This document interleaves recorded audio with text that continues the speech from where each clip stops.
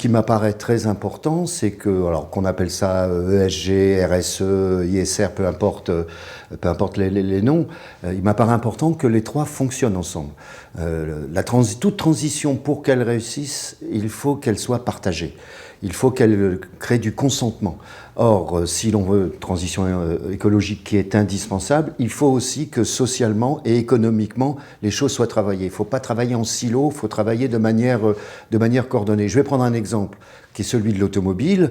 On peut considérer, j'en fais partie, la transition est nécessaire, mais on sait aussi que 2035, c'est demain, et que ça risque de faire de nombreux dégâts économiques, sociaux, voire démocratiques.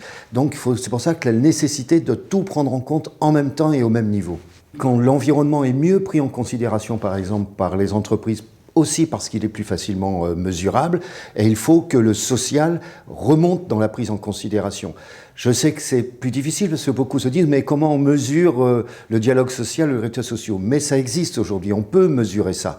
Et l'expérience montre qu'une entreprise qui a mis ensemble les trois, l'environnement, le social et la gouvernance, un meilleur résultat financier à moyen et long terme. Donc je crois qu'il faut faire prendre conscience à tout le monde, la finance a son rôle à jouer également, et que si l'on veut que cette transition, qu'on parle quelle qu'elle soit juste, il faut qu'elle soit partagée.